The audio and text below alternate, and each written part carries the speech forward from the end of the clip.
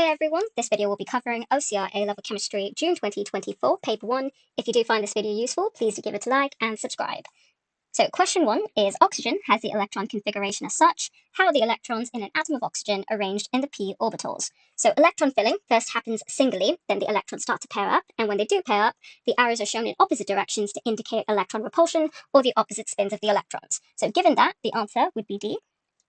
Then question 2 is water has the anomalous properties below, that being a relatively high melting and boiling point, and ice being less dense than water. Which statements explain these anomalous properties? Well, that would be due to hydrogen bonding. So hydrogen bonds, being the strongest intermolecular force, require the most energy to be overcome, thus resulting in high melting and boiling points. And when water is in the solid formation, it's the hydrogen bonds that hold apart the water molecules, keeping it in the open lattice structure, which is what makes it less dense. So the answer is B. Then for question 3, that is, which chemical process is most sustainable in terms of atom economy of the ion produced? So atom economy can be calculated by doing the MR, the molar mass, of the desired product, or products, in this case just ions, so product, over the total MR of all reactants. So in order for atom economy to be high, the MR of the desired product should be higher, and the total MR of the reactant should be low. So two things we're looking for over here is the desired product should be more than the waste product, and secondly, there has to be fewer reactants. The only option that fits both of those criteria would be option C, because in this option, we can see 4 moles of iron compared to 2 moles in options A and B, and in terms of the reactants, there's fewer reactants in option C compared to option D, so that would be the answer. Then question 4 is which compounds of magnesium can be used as antacids? Antacids are medications or compounds that can neutralize stomach acid, and in order to do that, it should be some sort of base or alkali. Looking at the options, the only one that's a base or alkali is B. Chlorides, nitrates, and sulfates of magnesium are all salts that cannot neutralize acids. Question 5 then is which statement explains the trend in boiling points down the halogen group? First option is bond enthalpy of covalent bonds increases. Now this is irrelevant to the question because when substances are being boiled, it is the intermolecular forces that need to be overcome or broken, not covalent bonds. Option B is halogens become less electronegative. While this is a true statement, again, it has no relevance to boiling points, so we can disregard this as well. C is induced dipole-dipole interactions or London forces become stronger. This is correct, and this would impair the boiling point. So more London forces means more energy required to break it. So the answer is C. Then for question 6, that is, which equation does not represent disproportionation reaction? Disproportionation is when the same element is both oxidized and reduced. So looking at the first one, we can see chlorine by itself, so that would have 0 oxidation. In HClO, it is +1, and HCl, it's -1. So chlorine, being in group 7, always gains an electron, so its standard oxidation is usually its charge, which is -1. That's what it is in HCl. Now, to figure it out in HClO, there's multiple approaches for this. The one I like to use is like algebra, but once you get a hang of it, you can just do it mentally. But so the way you would do this is hydrogen's oxidation is always +1. It's just a standard because of how it loses electrons, plus that of chlorine, which is X for now, plus that of oxygen, which is always -2. You can equate this to 0 because there's no overall charge on the compound. Then if you rearrange for X, that is +1.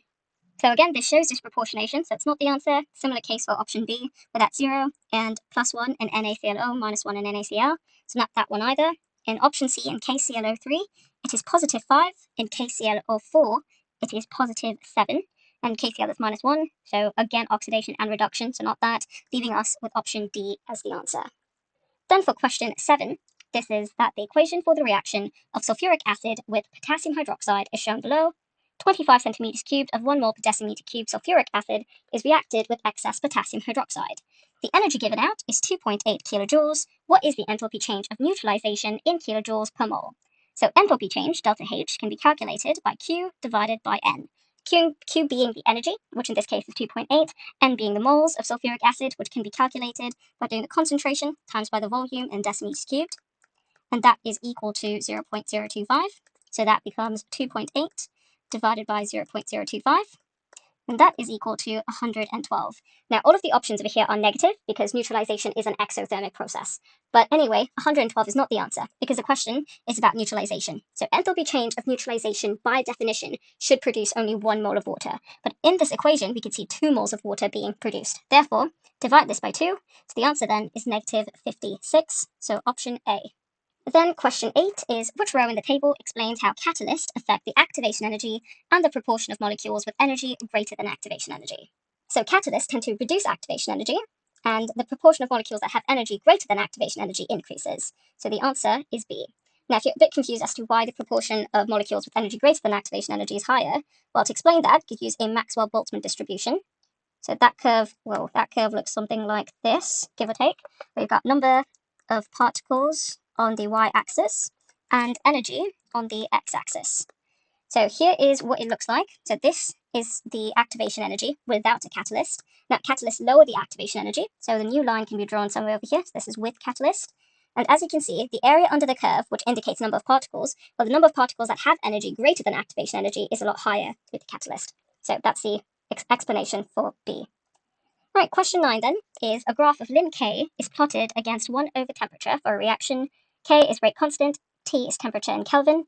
The gradient has a numerical value of minus 16,000. What is the activation energy in kilojoules per mole for this reaction? So the equation that can be used over here is gradient is equal to EA, so activation energy, divided by R being the gas constant, and that is 8.314. Now, this equation itself is derived from the Arrhenius equation. If that is unfamiliar to you, I would highly recommend using a textbook or some sort of other resource. I do have a video coming out on that soon, so stay tuned for that if interested. But besides the point, this is the equation to be used. So activation energy then would be the gradient, which is negative 16,000, multiplied by 8.314, and that, give or take, gives you 133,000. So we're looking at option D, basically, over here. Now, this is actually not the answer, because this has to be divided by 1,000 to convert it to kilojoules. So then that would leave us with option B as the answer. And if you're a bit curious as to why the sign changes from negative to positive, well, that is because activation energy is endothermic, hence the positive value. Right then, question 10 is a reaction is zero order with respect to a reactant. Which rate constant graph for the reactant is the correct shape? So the first option is zero order, but this is for a concentration time graph, not a rate concentration graph. So that's not the answer.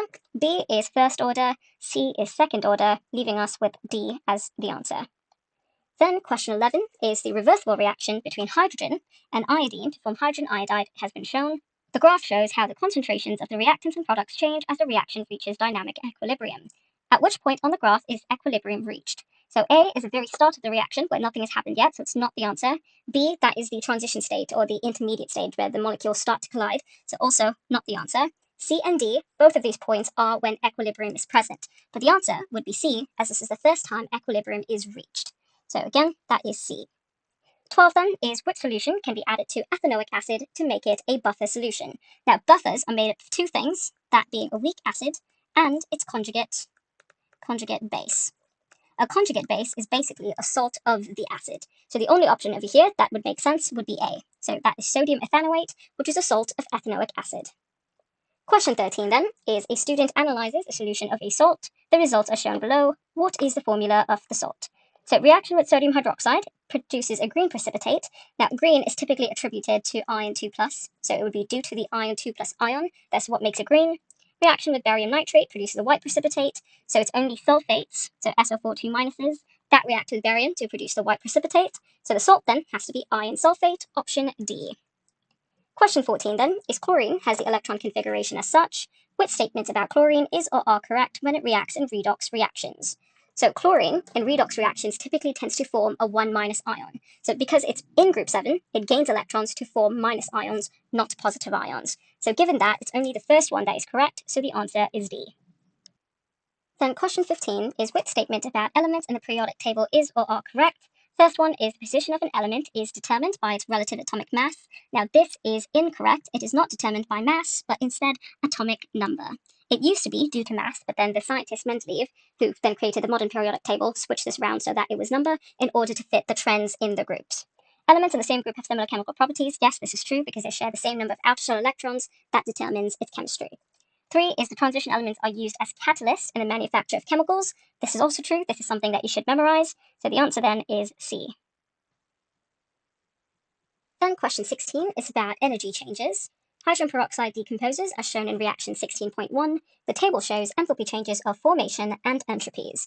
Calculate the free energy change delta G in kilojoules per mole for this reaction at 25 degrees Celsius. Give your answer to 3 significant figures. So delta G is equal to delta H minus T, which is temperature, delta S. Now temperature over here is in degrees Kelvin. So the thing to do would be to work out delta H and delta S separately and then put it into the equation. So delta H first So we've been given data on formation. So the equation to be used is products minus reactants.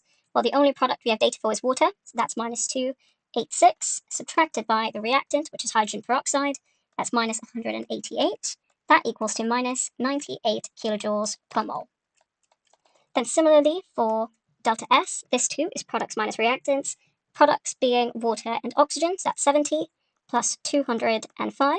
Now we have to times this by a half because of the half in front of the oxygen, and then subtract this from 110, and that would be equal to 60.25. Sorry, that is 62.5. That is equal to 62.5, and then divide this by 1,000 to convert it in kilojoules per Kelvin per mole.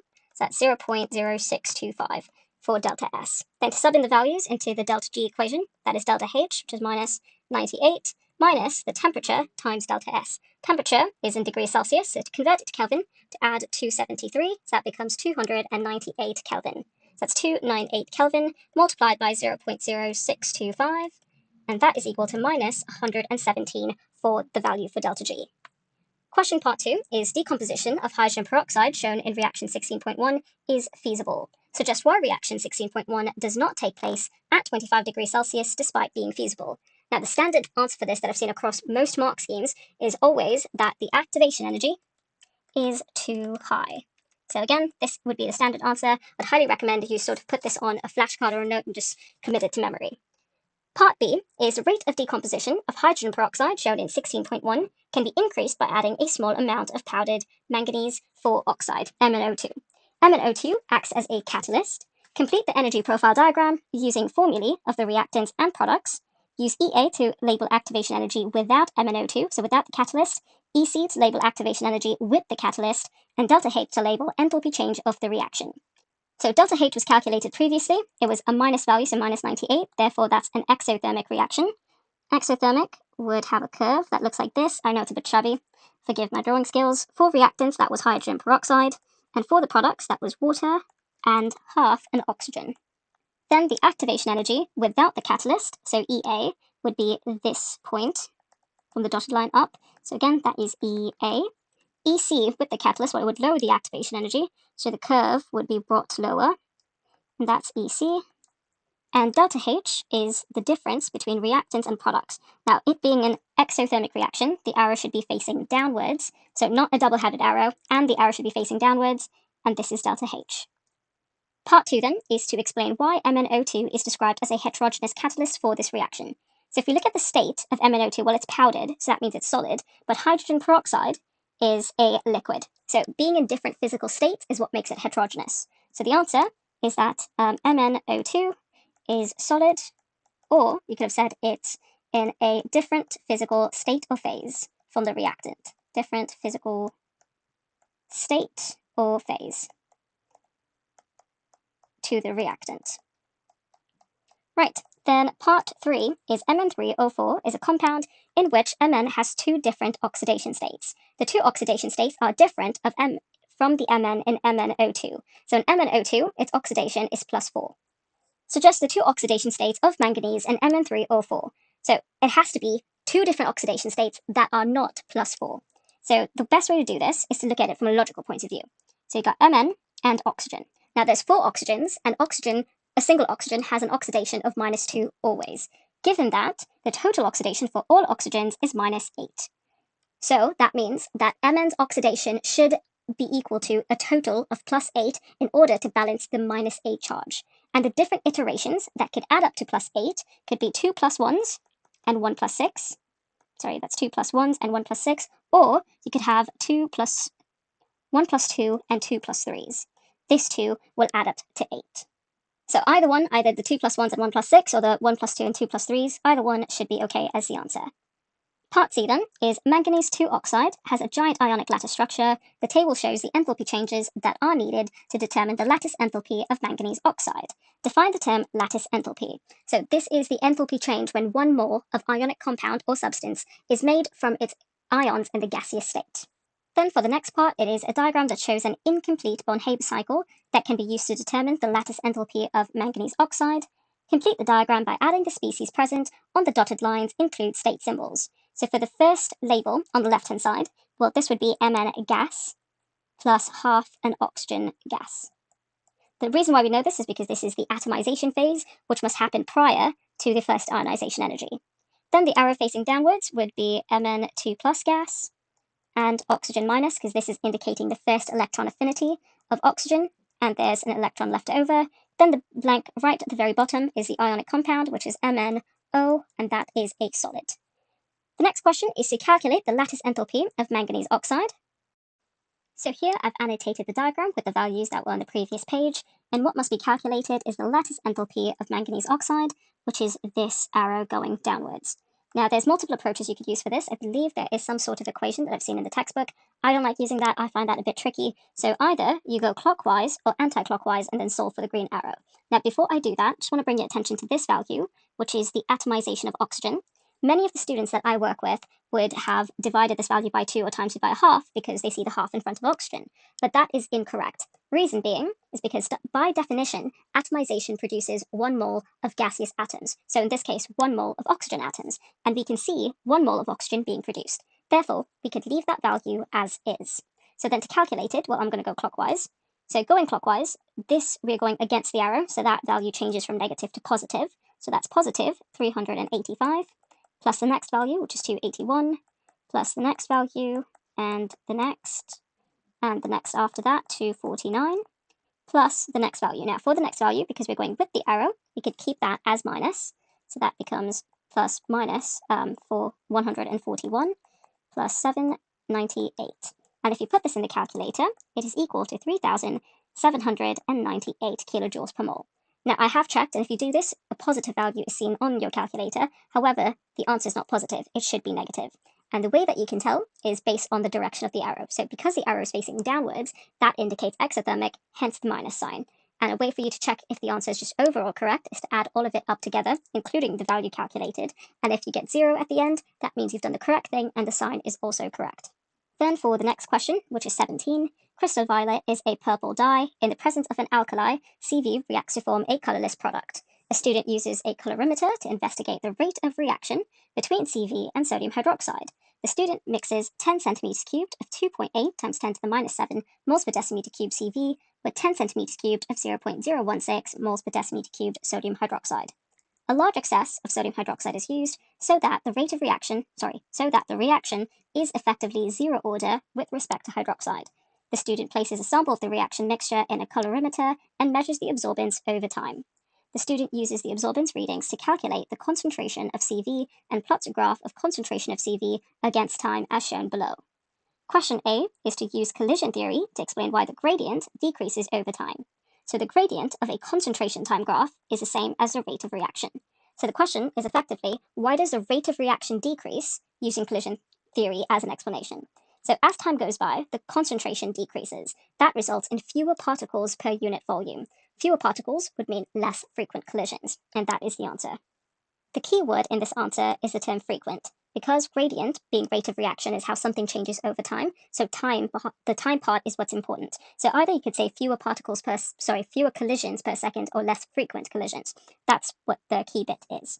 Right, anyway, part B is to use the graph to determine the order of reaction with respect to CV, rate of reaction at 3 minutes, and rate constant K. So 3 things to do.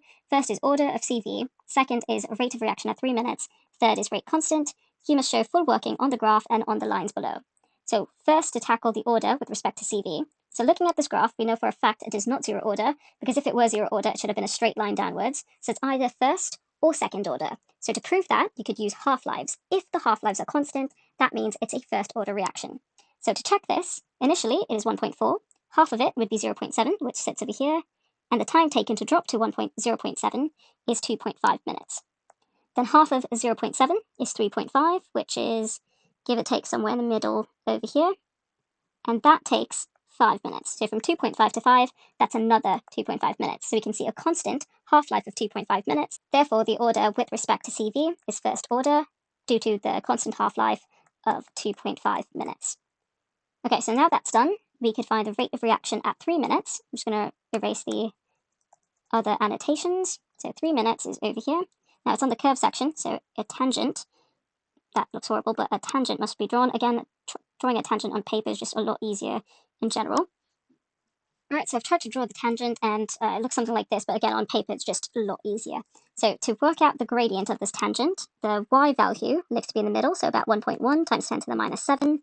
X value for time is about 6.6 minutes. So to find out the rate of reaction, that would be 1.1 times 10 to the minus 7 divided by 6.6 times by 60. The reason why I'm doing this is to convert it to seconds.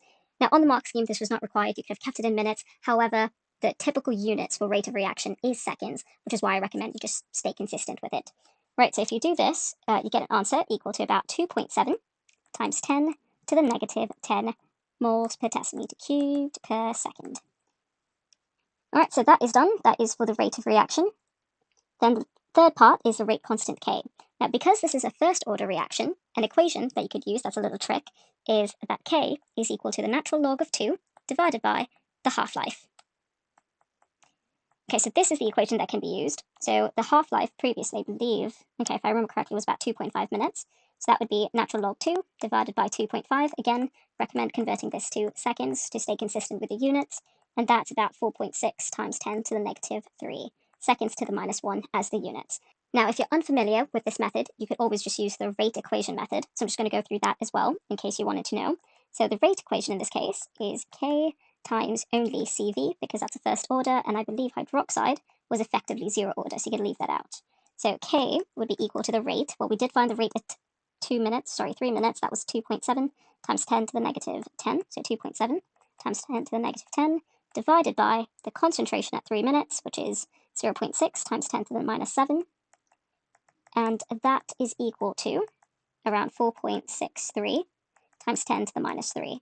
Units-wise, it is moles per decimeter cubed on top per second, and moles per decimeter cubed below. Both cancel out, leaving just the seconds to the minus 1. So again, this answer is pretty similar to this one. So either method could have been used, just which one you find easier.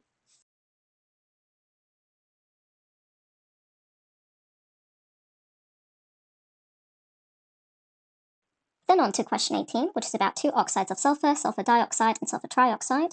So SO3 decomposes to form SO2 and oxygen as shown in this equilibrium. 2.25 moles of SO3 is heated to 550 degrees Celsius in the presence of a catalyst, and the resulting mixture is allowed to reach equilibrium. The equilibrium mixture contains 0.9 moles of SO2, and the total pressure is 2.8 atmospheres. Calculate the numerical value for Kp for this equilibrium under the conditions and state the units for Kp. Give your answer to 3 significant figures. So Kp itself is calculated by doing the partial pressure of the products divided by the partial pressure of the reactants, very similar to how Kc is calculated. Now, partial pressure itself is calculated by doing the mole fraction multiplied by the total pressure. Mole fraction is the moles of a certain gas at equilibrium divided by the total moles of gas at equilibrium. And, well, the total pressure has been stated, and that was 2.8. Now, to calculate the ratios of the gases at equilibrium, you could use this method, known as the ICE method, which stands for initial change equilibrium. So initially, according to the question, there's 2.25 moles of SO3. Now, products would be 0 because the reaction has yet to start. Then it says that at equilibrium, there is 0.9 moles of SO2. So 0.9. So that means SO2, the change would be to gain 0.9 moles. Now, the same ratio is what SO3 is going to decrease by, because as a reaction goes about, the reactants start to convert into products, so reactants decrease, and this too decreases by 0.9, which would then be equal to 1.35 at equilibrium. Now, the ratio is the same because the molar ratio between the two are the same. Oxygen is going to increase as well because it's a product, but it increases by half of what SO2 increases by, because the ratio is 1 to a half. So it increases by 0.45 moles of oxygen, so 0.45 at equilibrium. Therefore, the total moles, which is just to add up everything, is equal to 2.7. So then for the partial pressure for SO3, that would be 1.35 divided by the total moles, which is 2.7. So this is what the mole fraction is. Then we multiply this by the total pressure, which was 2.8, and that would be equal to the partial pressure of SO3. And that is about 1.4 atm, or atmospheres. SO2, pretty similar. That would be 0.9 divided by 2.7 times by 2.8, equaling to 0.933 reoccurring atm. And oxygen would be 0.45 divided by 2.7 times 2.8. That is equal to 0.46 reoccurring as well, atmospheres. So then to calculate Kp, it's the products again, which is 1.4 times by, not 1.4, that would be 0.933 times by 0.466 to the power of a half divided by 1.4, and that is equal to about 0.4454. So to three significant figures, that would be 0.445 for Kp, and as for the units, well, it's ATM for each of the components, so to a half of there, and ATM. So the one at the top and bottom cancels out, leaving you with just ATM to a power of a half. Then part 2 is numerical value for Kp for this equilibrium at temperatures 1 and 2 are shown below. Explain why temperature 2 is higher than temperature 1. So here's a copy of the equation again, as well as the delta H value. From this, we can see that it's endothermic, as delta H is positive. Now, for an endothermic reaction, the products have less energy, as energy was taken into the system, therefore making this side colder or cooler compared to the other side, which would be warmer.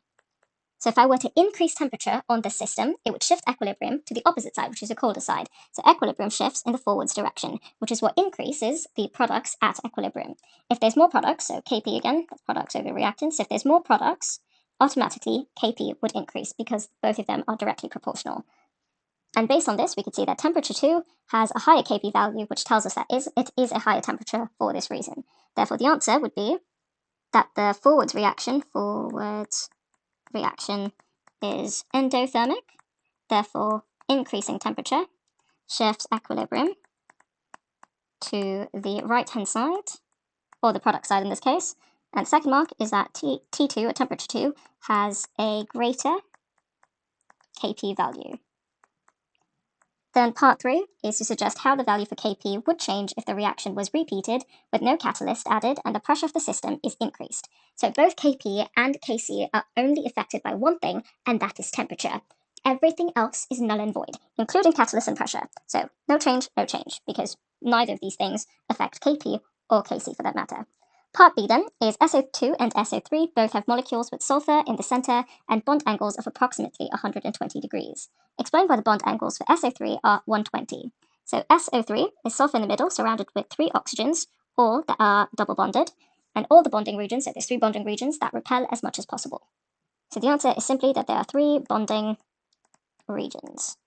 The part about all of them repelling as much as possible is not required because it's just 1 mark. Part 2 is to explain why both SO2 and SO3 have polar bonds, but only SO2 has apolar molecules. So SO3 is shown, SO2 looks something like this, where it's single bonds to oxygen and a lone pair of electrons. So this shape is a bent shape. And as we know, bent shapes are not symmetrical, therefore the dipoles that are created will not cancel out, leaving it as a polar molecule. So that explains why this is a polar molecule, but the reason why they are polar bonds is because of the electronegativity difference between oxygen and sulfur. So each bullet point over here is worth 1 mark. So then on to question 19, which is about acids and bases. Chloroethanoic acid is a weak monobasic acid. Write the expression for the acid dissociation constant Ka of this acid. Ka is equal to H plus times A minus, which in this case would be ClCH2COO minus, divided by Ha, and that would be ClCH2COOH.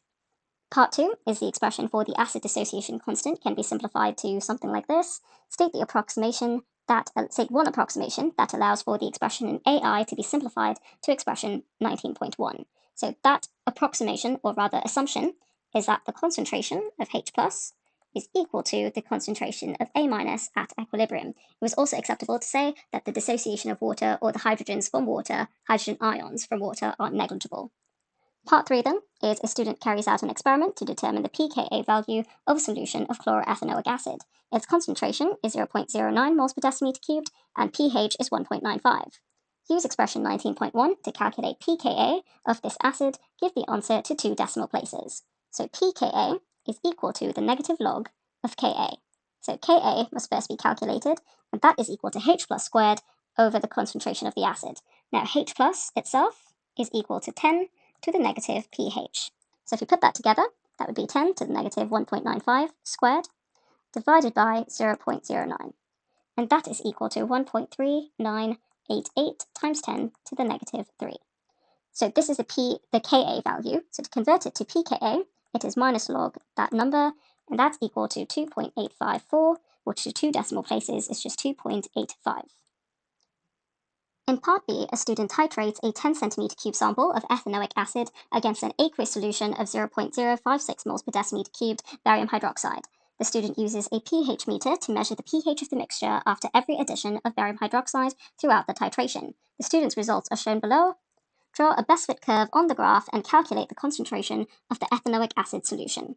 So first, the curve of best fit, that would be a smooth curve going through majority of the points, so something like this, which is again a lot easier to do on paper, but besides the point. Then it is to calculate the concentration of ethanoic acid. So based on the data obtained, or what we have in the question, we have the volume of ethanoic acid. Therefore, to find its concentrations, we need to calculate its moles. That can be done by first calculating the moles of barium hydroxide. So we have concentration, all we require is the volume. And to do that, we can use the graph.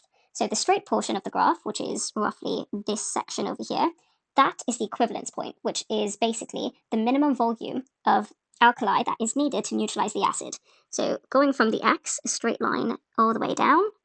So that minimum volume is about 12.5, give or take. So let's use that. So 12.5 centimeters cubed is a minimum volume.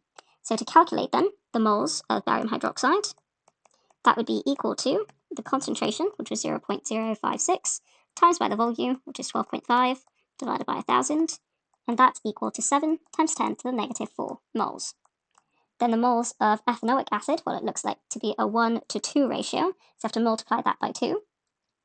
So the moles of the ethanoic acid is equal to 2 times 7 times 10 to the negative 4, and that's equal to 1.4 times 10 to the negative 3 moles. So then the concentration of the acid would be equal to the moles, 1.4 times 10 to the negative 3, divided by the volume, which is 10 centimeters cubed. That must be converted to decimeters cubed. And then that's equal to 0.14 moles per decimeter cubed as the concentration of ethanoic acid. Part 2 is that the endpoint of the titration can also be found by observing the color change of an indicator. Some pH ranges of the indicators are shown in the table. Identify the indicator in the table that would be suitable to observe the endpoint of the titration between ethanoic acid and barium hydroxide. So here's the curve again. So that endpoint sits within the vertical sections, which is from here. Okay, that's not very straight. From here to about this point. So between basically 7 to 10. That's the range we're looking for.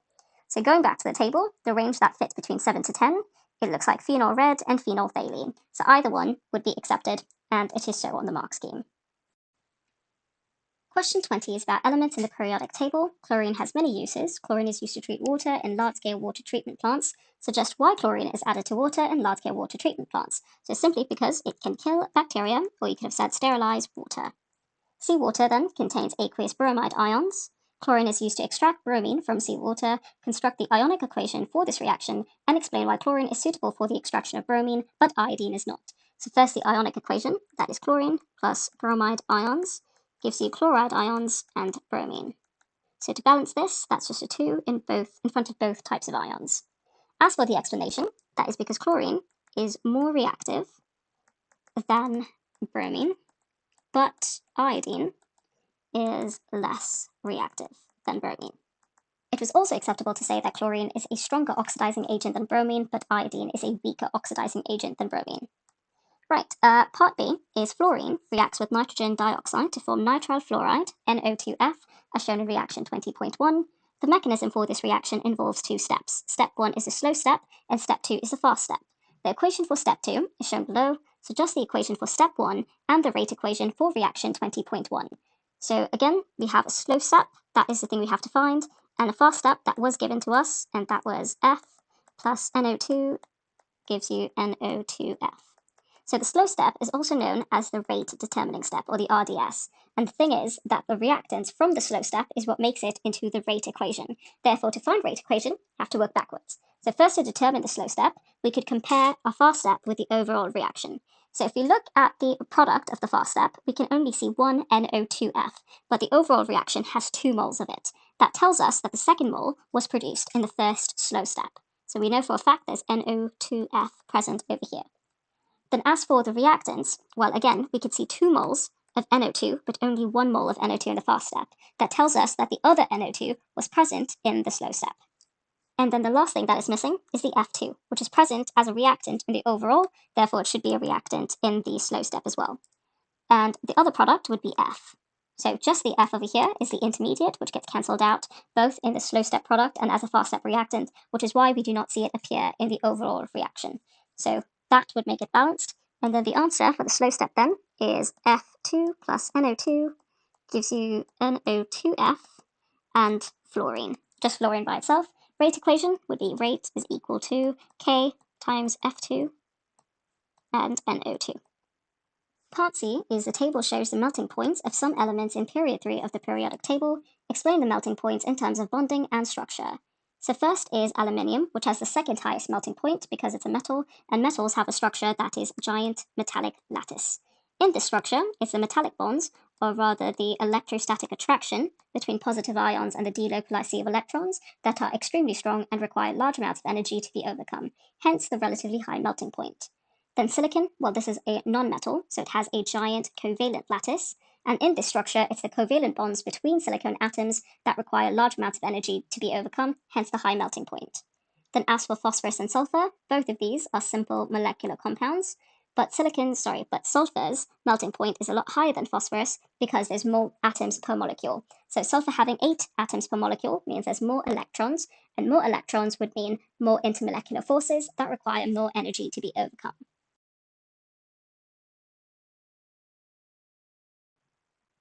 Then question 21 is about redox reactions and electrode potentials. The flowchart shows the reactions of barium and its compounds. Write the balanced equations for reactions 1 and 2, and identify the type of reaction in reaction 3. So for equation 1, this is barium to barium oxide, so this is oxidation, which means reaction with oxygen to form BaO. So you need 2 in front to balance that. And reaction 2 is barium oxide, that reacts with water to form barium hydroxide, which is BaOH2. And that balances itself out. Okay, now that balances itself out. And as for reaction 3, this is a hydroxide that gets converted into a salt. So this can only happen by neutralization, so that would be the reaction, neutralization. Right, part B is potassium iodate tablets prevent the uptake of radioactive iodine in the human body following nuclear accident. The mass of potassium iodate 5, KiO3, in a tablet can be determined by reaction with an aqueous solution of potassium iodide in the presence of an acid. Here is the equation for that. A chemist finds that 2 KiO3 tablets react exactly with 26.2 centimeters cubed of 0.15 moles per decimeter cubed potassium iodide. Calculate the mass in milligrams of KiO3 in one tablet and give your answer to the nearest whole number. So now that we have both the volume and concentration of potassium iodide, we could calculate its moles. But potassium iodide being a salt means that it completely dissociates in solution to form both potassium ions and iodide ions. But we only care for the iodide ions as that's what's present in the equation. So the moles of that would be its volume multiplied by its concentration, and that is equal to 3.93 times 10 to the minus 3 moles. And the molar ratio looks to be a 5 to 1. Therefore, the moles of IO3 minus would be equal to this number, which is 3.93 times 10 to the minus 3, divided by 5, and that's equal to 7.86 times 10 to the minus 4 moles. But this would be present in 2 tablets. Right, so 2 tablets, because that was what was used initially. Therefore, the moles in 1 tablet would mean we'd have to divide this by 2, and that is equal to 3.93 times 10 to the minus 4 moles. So to get the mass then, we'd have to multiply this by the MR. So the mass of potassium iodide to KiO3 would be equal to 3.93 times 10 to the minus 4 times by the MR of potassium iodide, and that's 214. That's equal to 0.084102 grams. So to convert this to milligrams, to multiply by 1,000, and in doing so, the final answer would be about 84.102, but as a whole number, that's simply 84.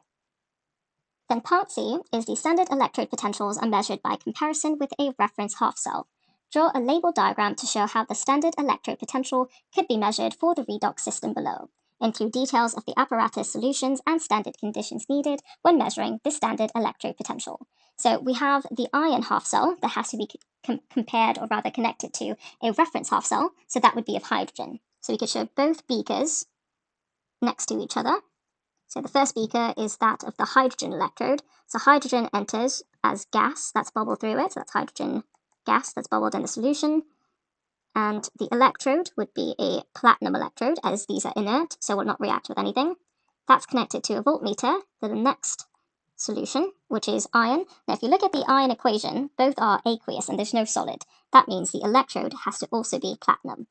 And both of these solutions are connected by a salt bridge in the middle, So you'd have to label it, I believe. It does, yeah, it says label it. So this, I'm just going to use another color. This is the salt bridge. This is the voltmeter. Right, that's the hydrogen gas coming in, and we have the electrodes. Okay. Anything that's missing? Not really. In terms of standard conditions, it's one more. Actually, what was missing is that this solution is Fe2 plus AQ / Fe3 plus aqueous, and this solution is H plus aqueous. Okay, right, so as for standard conditions, it's 1 mole per decimeter cubed. That's the standard concentration. Temperature is 298 degrees Kelvin, and pressure is about 100 kilopascals. Then question D is many electric vehicles are powered by lithium-ion cells. Hydrogen-oxygen fuel cells can be used to power vehicles as well. 6 redox systems are shown in the table. State symbols have been omitted. A lithium-ion cell involves redox systems 1 and 5. Construct the overall equation for the lithium-ion cell. So we're looking at 1 and 5. Now between the two of them, equation 1 is more negative. Therefore, when combining both equations, we have to flip the more negative one. So if we flip that, it becomes Li, arrow, Li plus the electron, and equation 5 we can write as is. So that's Li plus COO2 plus electron. That produces LiCOO2. Now, the electrons happen to be balanced in both equations, therefore we could just simply cancel that out. And we could also cancel out, well, I forgot the positive charge over here, but because there's Li plus in both equations, we can also remove that from the equation. Therefore, the overall reaction, or equation, would be Li plus COO2, arrow, LiCOO2. That's that. Part 2 is the hydrogen-oxygen fuel cells can operate in acidic or alkaline conditions. Show that for acidic and alkaline hydrogen-oxygen fuel cells, the standard electrode potentials and overall cell equations are the same. So first starting with acidic, we can first find the E cell value, as that would be easiest to do first. So for the acidic ones, I'm going to use red for this, because, well, acid. So acidic. The only equations that show hydrogen ions are 3 and 6. So using both of these, the E cell is calculated by doing the more negative one the more positive one subtracted by the more negative one. So in this case, that's 2.3 minus 0, which is just positive 1.23. Sorry, that was 1.23, not 2.3 earlier. But anyway, that is that in volts. Then as for the equation, to combine both of them, again, the more negative one is written flipped. So the more negative one between the two would be equation 3. So that flipped would be H2, arrow, 2H plus 2 electron. And then the other equation we can write as is, so that's oxygen plus 4H plus 4 electron gives you 2H2O. So to balance the electrons then, the top equation has to be multiplied by 2. So now that becomes 4 over here, that 2 is 4, and this is 2. And then we can cancel out the electrons, as well as the hydrogen ions. So then the overall reaction, or equation, is 2H2 plus oxygen gives you 2H2O. And then something similar with the other one. So the other one's alkaline, so I'm just going to use a blue color for this. So for alkaline, we're looking for hydroxide ions, and the only two equations that have that are 2 and 4. So first, to calculate the E cell value. So E cell, that is the more positive one minus the more negative. So the more positive one is 0.4 minus the more negative one, and that's minus 0.83. And that in total is positive 1.23 volts. So it is the same, therefore we have shown that's the same. Then for the overall equation, again, the negative one we flip. So in this case, that would be H2 plus 2OH minus, arrow, 2H2O, and 2 electrons. And the more positive one we write as is. So that's oxygen plus 2H2O plus 4 electrons, arrow, 4OH minus. Then to make both equations the same, we multiply the top one by 2, so that becomes 4. That 2 becomes 4. This becomes 4. And then 2 in front of the H2. Then cancelling out the electrons. And we could also cancel out the hydroxides because there's 4 up and down. Then for the water, we can get rid of these 2 waters, but the top one becomes 2H2O. And then we combine everything. So that's 2H2 plus the oxygen plus the 2 waters, actually, arrow, for the 2 waters. There we go. Much better. And that is the same as this one. So we have shown that both are identical. Therefore, that's the end of the question. Then for question 22, which is about transition elements, iron is in the D block of the periodic table and contains s, p, and d orbitals. Draw diagrams to show the shapes of an s orbital and a p orbital. Complete the electron configurations of an iron atom and iron 2+ ion. So s orbitals are spheres, p orbitals are dumbbell shaped. And as for the iron atom, so on the periodic table, iron is 3d 1, 2, 3, 4, 5, 6. So it ends in 3d6. So 1s2, 2s2, 2p6, 3s2, 3p6, 4s2, and then 3d6. Then as for iron 2+, well, it loses electrons, and it first loses from the s to get rid of these two, but it still ends in 3d6, just without the full s. So that's 2s2, 2p6, 3s2, 3p6, and then 3d6. Sorry, 3p6 and then 3d6.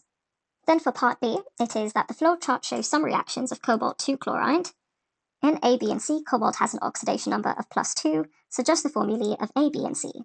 So in A, we can see cobalt chloride dissolved in water to form a pale pink solution containing a 6-coordinate complex ion A. Well, this would have to be COH2O6, and water being a neutral ligand will have the overall charge as just +2. Then for B, this is when the hexaaqua ion, which is A, reacts with sodium hydroxide to form a solid. Solid means a precipitate is formed. So that would be a precipitate of cobalt. Now, cobalt being a +2 charge means there has to be 2 hydroxides in order to form the precipitate, so that's solid. And complex ion C, well, this is reacting with hydrochloric acid, forming a blue solution containing a 4-coordinate complex ion C, and that is COCl4. And chloride ions are minus, therefore the overall charge is -2. Part 2 is cobalt-3 forms an octahedral complex ion D, which contains both ammonia and chloride ligands. Complex ion D has a molar mass of 197.9 grams per mole. Determine the formula and charge of complex ion D. Now, chloride ligands, or ions, they are very large, therefore when they surround a central metal ion, it occupies a maximum of 4. But now that we know that this is octahedral, which means 6 ligands present around it, there cannot be more than 2 chloride ions, because more than 2 would mean there's no space for ammonia. So I have a feeling that it's more so 2 chlorides and 4 ammonias. We can check that by tallying it up together. So that's CO, NH3, 4, Cl, we don't need brackets for that, Cl2. Right, square brackets, and the overall charge, well, cobalt over here is +3, we have 2 chlorides, so the overall charge is just +1. Red blood cells contain hemoglobin, which transports oxygen around the body. For efficient transport of oxygen, healthy human blood must be maintained at a pH value between 7.35 and 7.45. Human blood acts as a buffer due to the presence of carbonic acid and hydrogen carbonate ions, as shown below. Explained using ligand substitution, how hemoglobin transports oxygen around the body. Determine whether a sample of a blood with this ratio of 8.5 to 1 is healthy.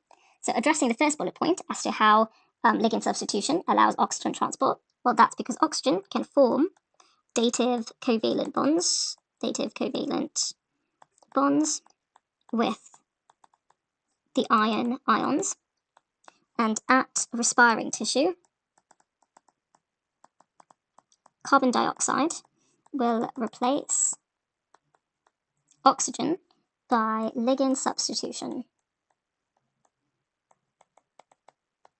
Right, so that's simply the answer of the first bullet point. Then as for addressing the second one, which is if the ratio is healthy, so that equation now, because it's a weak acid, we could set it up as Ka is equal to H plus times HCO3 minus over H2CO3.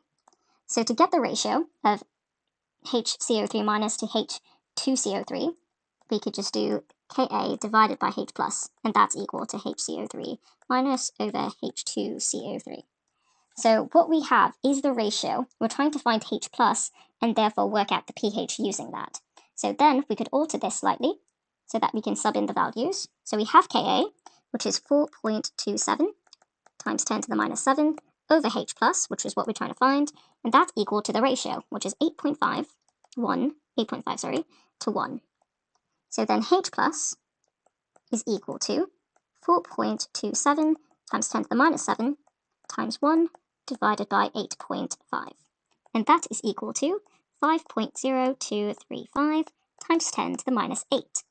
Therefore, pH would be equal to minus log that value, and that is equal to 7.298. And this 7.298 falls outside of this range, therefore the blood is considered unhealthy.